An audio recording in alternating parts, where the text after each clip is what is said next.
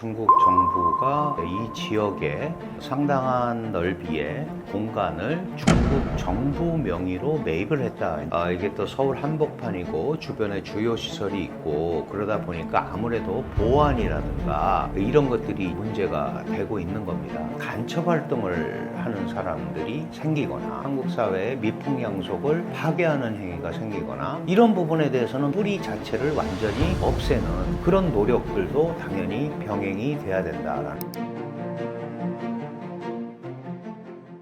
네, 안녕하세요. 저는 한국외국어대학교 국제지역대학원에서 중국을 공부하고 또 중국과 세계의 관계 이런 거를 연구하고 학생들을 가르치고 있는 강준영이라고 합니다. 최근에 이제 중국 정부가 한국 땅을 매입해서 이제 화제가 된 적이 있습니다.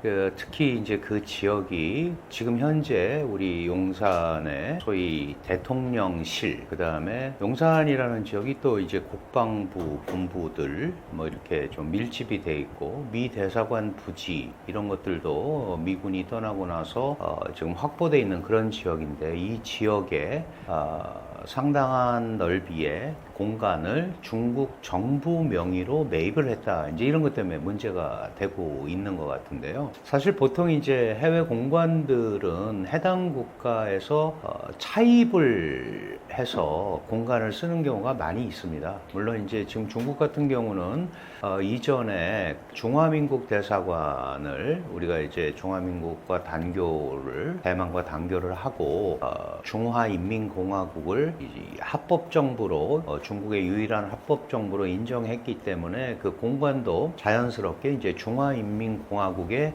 공관이 된 거죠. 대사관 부지가. 그런데 이제 그 대사관 자체는 그런 식으로 운영을 하는데 그 관련 시설이나 또는 이제 자국의 홍보나 이런 것들을 위해서 이 소위 홍보 활용성이 높은 활동을 하기 위한 부지를 구매하는 경우는 종종 있습니다. 이 중국도 결국 이제 그런 상황에서 정부 명의로 부지를 구매한 게 아닌가 이렇게 생각이 들고요. 다만 부지를 구매한 이후에 이제 코로나 팬데믹을 전 세계적으로 맞았기 때문에 특별한 활동은 없었고 그 이후에 그 현재 한국 정부가 출범을 한 상황이 됐고 마침 또 그 대통령실을 그쪽으로 옮겼고 그래서 더 관심을 많이 받고 있는 것 같은데 해당 국가가 자국의 필요에 의해서 이렇게 매입을 하겠다고 하면 대한민국 같은 경우는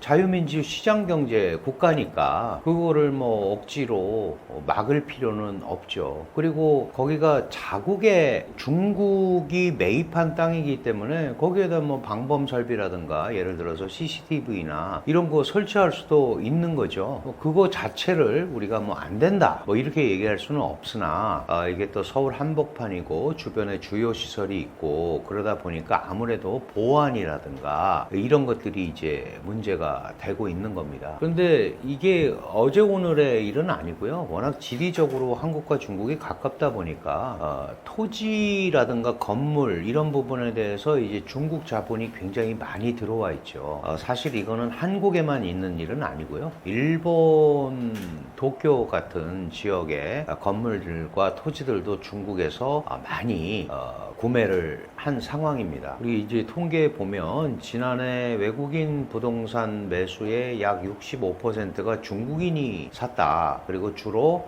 부천이나 화성 등에 집중이 돼 있다. 이거는 이제 그쪽 지역에 예를 들면 중국인들이 집단으로 거주하는 지역들도 있고 그러다 보니까 이제 그렇게 집중이 돼 있는 것 같고 몇 년 전에는 이제 제주도에 상당히 많은 임야, 땅, 그 다음에 뭐 별장 이런 것들도 구매한 적이 있습니다. 그래서 사실은 대한민국이 시장경제 국가이기 때문에 합당하게 정상적인 절차를 밟아서 구매를 하면 우리가 그거를 안 된다고 그럴 수는 없죠. 다만 이제 그게 불법 자금이라든가 지나치게 과도하게 특정 시설물 옆에 있거나 뭐 이러면 이제 그거는 허가를 받아야 토지 거래 허가, 매매 허가법 이런 것들에 의해서 이제 규제를 받을 수는 있는데 일반적인 경우에는 그런 부분들의 토지나 가옥이나 이런 것들의 취득이 현재로서는 상당히 자유로운 상황이다 이렇게 볼 수 있을 것 같습니다.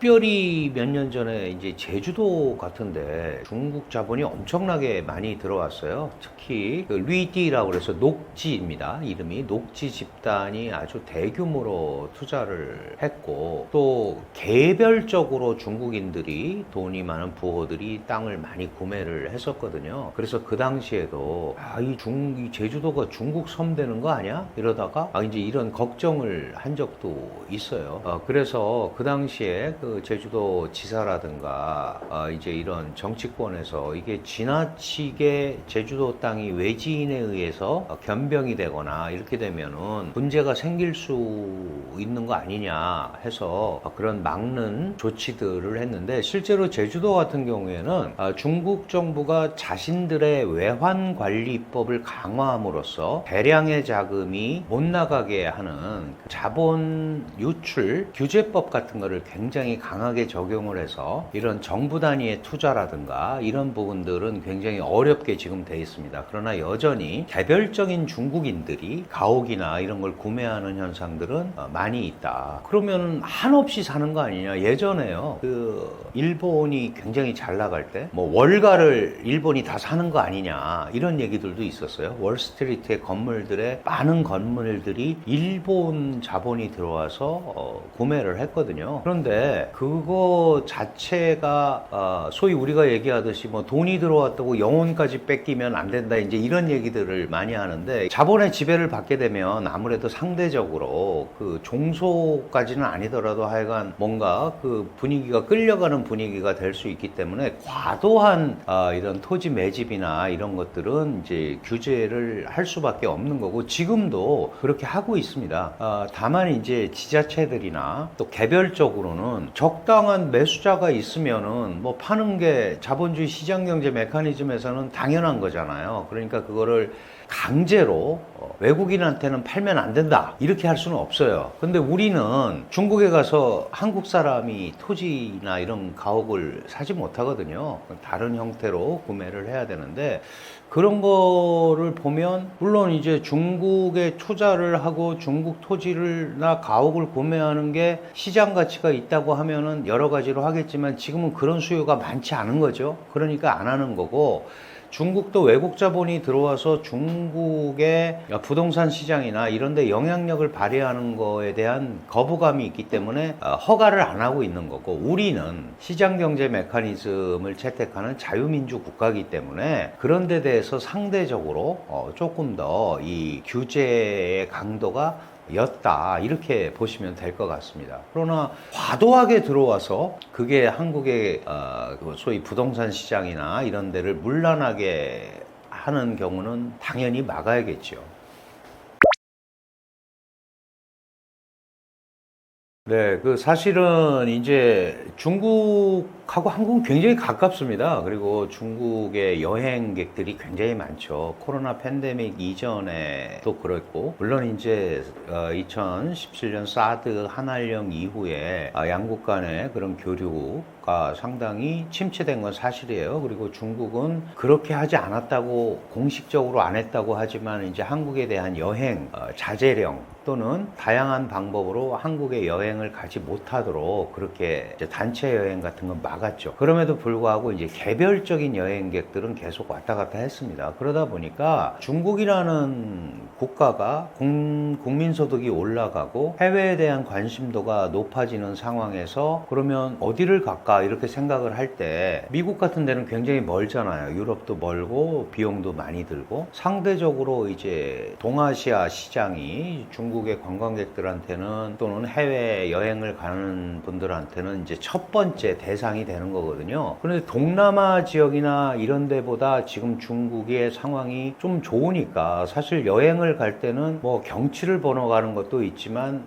자신들의 그 다음 미래 이런 거에 대한 동경이나 이런 게 있는 거거든요. 그러니까 우리가 예전에 미국 한번 가봐야지, 미국 갔더니 이렇더라 하는 것처럼 한국을 갔더니 좀 이런 게 다른 게 있더라. 우리도 이제 우리한테 앞으로 5년 10년 후에 다가올 미래가 이런 거일 수도 있다. 이제 이런 것 때문에 많이 방문을 하고 이렇게 하는 거거든요. 그래서 이제 여행이 활성화되면 상당히 많은 수의 여행객들이 한국으로 올 겁니다. 이전에 그 중국의 1년 여행객들이 한 1억 5천만 명 정도 된다고 했거든요. 그리고 우리가 사드 전에 1,000만 명 관광객 시대, 중국인 관광객 시대 이런 것들이 있었어요. 물론 상호 방문까지 포함을 해서 그렇습니다만은, 그러다가 이제 우리가 이 사드 문제로 인해서 양국 관계가 경색이 되면서 굉장히 그 비율이 떨어졌었는데, 중국이 이제 작년에 그 올 말까지 한시적으로 이 한국인의 중국 방문 비자를 풀었고, 단체 관광객 이런 것들도 우리도 지금 이제 풀으려고 하고 있습니다. 7월 달에. 그렇다면 더 많은 중국인들이 한국에 관광을 올 거다. 다만 관광을 왔다가 가는 거는 괜찮은데 이제 한국에 뿌리를 내리고자 하는 중국인들도 상대적으로 또 늘어나겠죠. 그러다 보면 어디나 마찬가지입니다만 사람이 늘어나다 보면 문제도 많이 생기게 돼 있어요. 범죄 문제라든가 이 치안 문제라든가 이런 게 생기게 돼 있는데, 그런 걸 어떻게 잘 관리하면서 하느냐 하는 것들이 이제 포인트가 되는 거고요. 이미 그 중국인 촌이 형성돼 있는 데가 상당히 많잖아요. 뭐 영등포 일대 대림동이라든가 가리봉동, 그 다음에 뭐 우리 건국대학교 앞에 이런 데는 이미 중국인 거리가 형성이 돼 있고, 그거를 사실 이렇게 배관시할 수는 없는 겁니다. 이 국제교류 사회에서. 우리도 코리아타운이 여러 군데 형성이 돼 있고 밀집 지역에 사는 사람들이 있으니까, 다만 그 사람들이 현지의 규범과 이런 것들을 잘 지키면서 정상적인 그 구성원으로서 살아간다면 그 자체가 문제가 될 수는 없죠. 다만 최근에 나타나는 여러 문제들은 사람이 급격히 늘어나고 그러다 보니까 이제 나쁜 부분도 많이 나타나는 겁니다. 이제 그런 것들을 우리가 어떻게 잘 교화를 극복을 하고 상호적으로 움직일 수 있느냐, 이런 게 포인트가 될 겁니다. 그러니까 무턱대고 오지 마라, 가라 이렇게 할 수도 없는 거잖아요. 우리도 지금 중국 가는데 본인들이 결정을 하는 거지, 중국은 웬만하면 가지 마라. 진짜 전쟁 상황이라든가 이런 데는 우리가 여행 자제령이나 금지령들을 내리잖아요, 한국 외교부도. 근데 그런 게 아닌 상황에서는 철저하게 개인적 차원에서 움직이는 사회이기 때문에 이 자체를 인위적으로 컨트롤하거나 그러기는 어려울 것 같아요. 다만 그런 분들이 와서 한국 사회의 선진성이라든가 이런 것들을 목도하고 배워갈 수 있도록 우리도 그런 부분에 대한 노력을 하고, 그리고 그런 관광객이나 이렇게 한국을 다녀간 사람들이 한국 사회의 선진성, 미래성을 잘 인식을 하게 된다면, 그렇다면 그거는 특별히 우리가 규제를 하거나 억지로 그럴 필요는 없는 거다, 이런 생각이 듭니다. 다만 이제 워낙 많이 오다 보니까 그 중에 소위 최근에도 많이 나오지만 간첩 활동을 하는 사람들이 생기거나, 그거는 한국 사회에 위해를 끼치는 거잖아요. 한국 사회의 미풍양속을 파괴하는 행위가 생기거나, 이런 부분에 대해서는 분명하게 엄벌을 하고 법에 의한 분명한 처리를 함으로써 그런 것들이 조장될 수 있는 그런 근거, 뿌리 자체를 완전히 없애는 그런 노력들도 당연히 한국 사회 입장에서는 병행이 돼야 된다라는 말씀을 드리고 싶습니다. 이런 그 전반적인 중국인들이 이제 늘어나는 추세잖아요. 그러다 보면 그 사람들이 한국에서 경제 활동도 하고, 그러면 한국은 자본주의 사회니까 돈을 벌고, 그래서 일정 부분 이 소위 땅도 사고 기업체도 운영하는 사람도 생기고 그런 사람이 생기는 거거든요. 그런데 이거를 외국인이라서 안 된다 이렇게 강제로 규제할 규제할 수는 없어요. 강제로 규제할 수는 없고, 다만 이제 이전에 우리가 한국이 화교 사회가 뿌리를 잘 못 내리는 지역으로 아주 세계에서 유명하죠. 그 다른 지역의 중국인들은 훨씬 더 금전적으로 잘 돼 있는데, 우리나라는 약간 그런 부분에 대한 이민족에 대한 배타성이라든가, 그거는 우리 민족적으로 다른 민족들이 와서 한국 사회에 긍정적 기여를 하는 것보다는 부정적 기여를 많이 했기 때문에 우리가 역사의 경험입니다. 그래서 이제 그런 게 있는 거지, 정상적으로 활동하고 정상적으로 호흡하는 거에 대해서 그거를 안 된다 이렇게 하면 그거야말로 또 다른 차별이 되지 않겠습니까? 그러니까 법이라든가 규범, 규정, 사회는 사회대로 한국 시스템 이런 부분들을 완전히 잘 만들어 놓고 거기에 적응하면서 이 규범을 어기지 않으면서 살 수 있도록, 또는 경제 활성을 할 수 있도록 이렇게 하는 거는, 그거는 우리의 뭐 국제화라든가 이런 데 대해서 마이너스적인 요인보다는 플러스적 요인이 많기 때문에 굳이 막을 필요는 없다. 그러나 제가 반복되게 말씀드리는 겁니다만은, 이러한 틈을 타서 중국이 다른 형태의 영향력을 한국 사회에서 소위 확대해 보겠다라는, 이런 소위 이제 최근에는 뭐 영향력 공작이라는 말도 쓴단 말이죠. 그 의도를 가지고 들어와서 한국 사회를 분열시키고 혹시 뭐 한국의 규범을 파괴하고 한국 정치에 영향력을 행사하고 그러는 거 아니냐. 그러나 그런 것들도 완전히 혐의가 나오기 전까지는 우리가 좀 조심을 해야 됩니다. 그럼에도 불구하고 우리가 92년에 수교를 해서 지금 33년째인데, 그러다 보니까 자연스럽게 그런 부분도 생기고 있는 거거든요. 그러면 그런 데 대해서도 한국이 명확하게 처벌 규정이라든가 이런 걸 만들어서 처벌을 해야 되는 거예요. 근데 지금 대한민국의 그런 대외 간첩법이라든가 이런 것들은 주로 이제 북한에 초점이 맞춰져 있기 때문에 그런 부분들의